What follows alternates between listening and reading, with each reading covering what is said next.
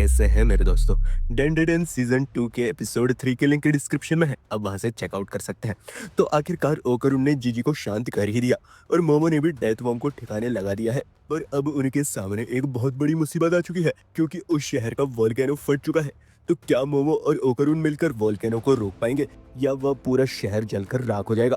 तो चलिए जानते हैं क्या होता है। अब यहाँ पर शहर में वोल्केनो के बारे में वार्निंग दी जाती है और उन सबको अपनी अपनी जगहों को खाली करने के लिए बोला जाता है।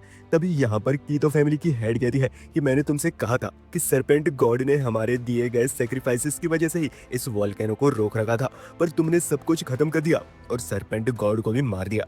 और कहा जाता है कि ड्रैगन जब हेवन की तरफ जाएगा तब एक रेनबो बनेगा और उसके बाद माउंटेन का गुस्सा सारे विलेज को तबाह कर देगा। और अब देखो, ऐसे ही पूरा का पूरा विलेज तबाह हो जाएगा और अब तुम्हें इसकी रिस्पॉन्सिबिलिटी लेनी होगी। तब मोमो सोचती है यह कितनी अजीब सी बात है, क्योंकि डेथ वॉर्म तो सूरज के सामने आ ही नहीं सकता। तो पुरानी कहानियों में यह क्यों कहा गया कि ड्रैगन हेवन की तरफ जाएगा? तुम सभी लोग बेवकूफ हो। पुरानी कहानी सरपेंट गॉड के बारे में नहीं थी। ड्रैगन का हेवन तक पहुंचने का मतलब है फाउंटेन, और जो फाउंटेन हमने देखा था वह इस चीज का साइन था कि बहुत ही जल्दी वोल्केनो फटने वाला है, और लोगों को इसके बारे में पता था और इसी वजह से उन्होंने यह कहानियां छोड़ी थी। पर किसी ने इसे गलत समझ लिया। तब मोमो उस डेथ वॉर्म की बॉडी को उठा लेती है और उसे पहाड़ी से नीचे फेंक देती है, जिस वजह से कीतो फैमिली को बहुत ज्यादा गुस्सा आ जाता है। तब मोमो नीचे की तरफ भागने लग जाती है, क्योंकि वो डेथ वॉर्म की बॉडी को उस फाउंटेन तक पहुंचाना चाह रही थी जिस फाउंटेन को उसने नहाते हुए देखा था। तब कीतो फैमिली भी मोमो के पीछे पड़ जाती है ताकि वह उसे रोक सके, क्योंकि मोमो सरपेंट गॉड को काफी ज्यादा ह्यूमिलिएट कर रही थी। पर मोमो उनकी कोई बात नहीं सुनती और उसे डेथ वॉर्म की बॉडी के एक हिस्से को फाउंटेन के ऊपर लगा देती है और वापस डेथ वॉर्म के मुंह की तरफ जाने लग जाती है और कहती है अगर इस वोल्केनो का मैग्मा पूरे विलेज को तबाह कर देगा तो इस कीतो फैमिली की स्टोरी सच हो जाएगी, जिस वजह से मुझे किसी भी कीमत पर इसे रोकना होगा। तब मोमो उसे डेथ वॉर्म के मुंह को उठा लेती है ताकि वो उस डेथ वॉर्म को एक बड़ी पाइप की तरह यूज कर सके, और हम देखते हैं कि पानी की वजह से डेथ वॉर्म का लिक्विड उसके मुंह से बाहर आने लग जाता है। तब मोमो उस लिक्विड के जरिए मैग्मा को फैलने से रोकने लग जाती है, पर उस मैग्मा से बहुत बड़ा एरिया इफेक्ट हो चुका था और जंगल में आग भी लग चुकी होती है। तब कीतो फैमिली की हेड मोमो को एक जोरदार लात मारती है और कहती है हमारे सरपेंट लॉर्ड की इस तरह से इंसल्ट मत करो। मोमो कहती है कि मैं बस लावा को रोकने की कोशिश कर रही हूँ, इसलिए मेरे रास्ते में मत आओ। तब कीतो फैमिली की हेड कहती है इस लैंड को हम प्रोटेक्ट करते हुए आ रहे हैं, तो किसी आउटसाइडर को आकर ऐसा करने की कोई जरूरत नहीं है। और वैसे भी अब मैं तुम्हें ह्यूमन सेक्रीफाइस के तौर पर उस वोल्केनो के अंदर फेंक दूंगी ताकि यह वोल्केनो के देवता शांत हो सके। तब मोमो कहती है कि रुको जरा, तुमने तो बहुत जल्दी अपने भगवान को चेंज कर दिया। क्या तुम्हें अपने सरपेंट गॉड की अब कोई फिक्र नहीं है? तब कीतो फैमिली के सारे लोग मोमो पर हमला करना स्टार्ट कर देते हैं, पर तभी उन्हें रोकने के लिए वही मंदिर का प्रीस्ट आ जाता है जिसका नाम मोंजिरो होता है, और वो कहता है कि मुझे पता नहीं था कि तुम मेरे मास्टर की पोती हो, तो इसलिए मुझे माफ कर देना, मैं इतना लेट आया। और दरअसल पिछले हफ्ते मास्टर का फोन आया था और उन्होंने मुझे बताया था कि कुछ लोग यहाँ पर आ रहे हैं जिनका मुझे ध्यान रखना पड़ेगा, पर इसके बाद उन्होंने कुछ भी नहीं कहा और फोन कट कर दिया। और जब मैंने ध्यान से सोचा तो मुझे याद आया कि इस हफ्ते तो सिर्फ तुम ही यहाँ पर आई हो, तो इसका मतलब तो यही है कि तुम मास्टर की ग्रैंड डॉटर हो। अब कीतो फैमिली मोंजिरो पर हमला कर देती है और मोंजिरो उन सबका ध्यान रखते हुए मोमो को अपना काम पूरा करने के लिए कहता है।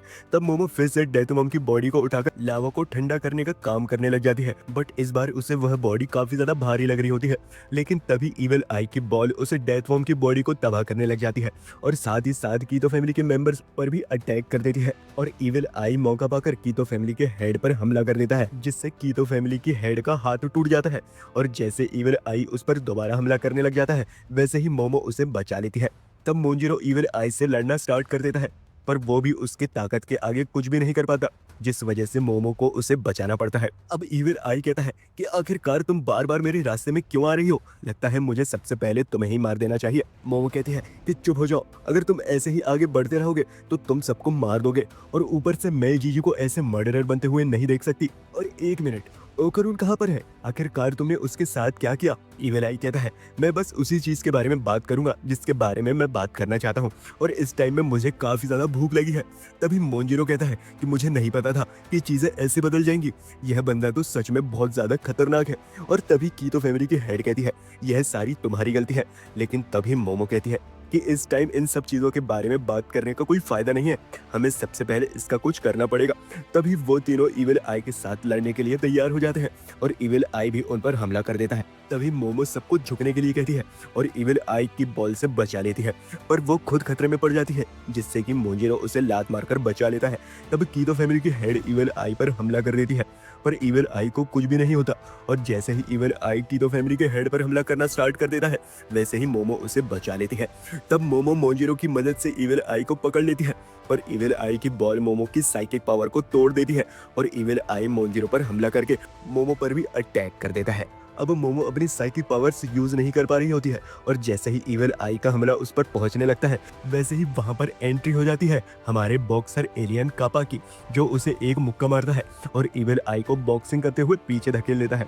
तभी मोमो को कुछ समझ नहीं आता और तभी वहां पर एक यूएफओ को रोशनी आती है, जिसमें तारो और मोमो की ग्रैंड मां सेको नीचे उतर रहे होते हैं और उस कापा का बेटा उनकी एंट्री के लिए गाना गाना स्टार्ट कर देता है। तभी तारो और सेको धीरे धीरे नीचे आने लगते हैं और सभी लोग उनकी एंट्री को चुपचाप देख रहे होते हैं। तभी सेको नीचे छलांग मार देती है और कापा के साथ मिलकर इविल आई पर हमला करना स्टार्ट कर देती है, पर इविल आई अपनी बॉल की मदद से कापा को दूर फेंक देता है और तभी सेको और इविल आई के बीच में लड़ाई स्टार्ट हो जाती है, जिसमें से इविल आई का कोई भी हमला सेको को टच भी नहीं कर पा रहा होता है। तभी कापा भी बीच में आने की कोशिश करने लग जाता है, पर इविल आई उसे फिर से बॉल की मदद से दूर फेंक देता है।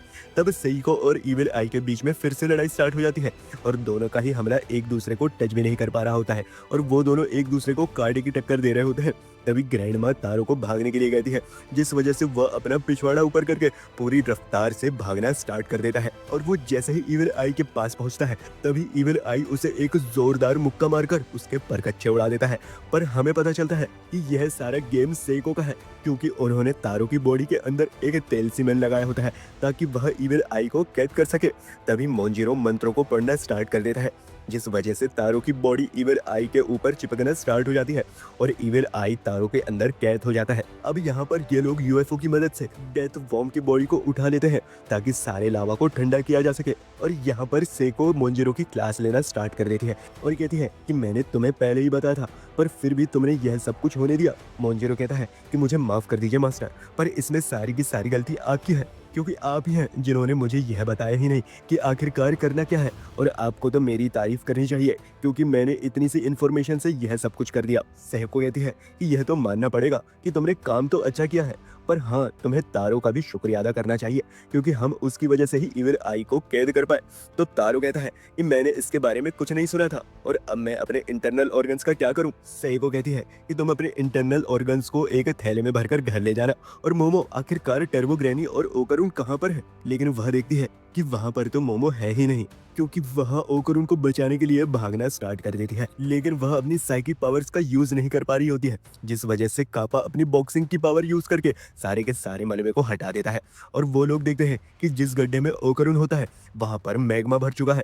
तब मोमो कापा के बेटे को डेथ वॉर्म का लिक्विड उस मैग्मा के ऊपर डालने के लिए कहती है, लेकिन कापा कहता है कि तुम आखिरकार करना क्या चाहती हो। यह कहती है कि मैं अंदर जा रही हूँ, लेकिन यह कहता है कि यह तो बहुत ज्यादा खतरनाक है। मोमो कहती है कि मुझे पता है, पर मैंने ओकरून से वादा किया था कि मैं उसे बचाने जरूर आऊंगी, लेकिन कापा उसे रोकने लग जाता है और उसका बेटा भी मोमो को ऐसा करने से मना करता है। लेकिन तभी कापा का बेटा यूएफओ की मदद से उस मैग्मा को उस गड्ढे से बाहर निकाल लेता है और डेथ वॉर्म के लिक्विड की मदद से उसे ठंडा कर देता है, जिस वजह से मोमो मैग्मा को ठंडा होते ही उस मैग्मा को चीरने लग जाती है। और हम देखते हैं कि ओकरून और टर्बो ग्रैनी अभी भी जिंदा होते हैं और यह देख के मोमो की आंखों में आंसू आ जाते हैं। और ओकरून कहता है, अगर मैंने टर्बो ग्रैनी को बचाने की कोशिश ना की होती तो मैं भी मारा जाता। जिस रूम के अंदर हम थे वो रूम डेथ वॉर्म के लिक्विड की वजह से ढका हुआ था और इसी वजह से मैग्मा अंदर नहीं आ पाए। लेकिन एक मिनट, जीजी कैसा है, कहीं वो मैग्मा के अंदर ही तो नहीं फंस गया। लेकिन यह कहती है कि चिंता मत करो, वो किसी तरह से बाहर आ गया था। ओकरून कहता है, चलो ठीक है, ये तो बहुत अच्छी बात है। और कहता है, पर मोमो मुझे माफ कर देना, मैंने कहा था कि मैं जीजी का ध्यान रखूंगा, पर मैं ऐसा कुछ भी नहीं कर पाया।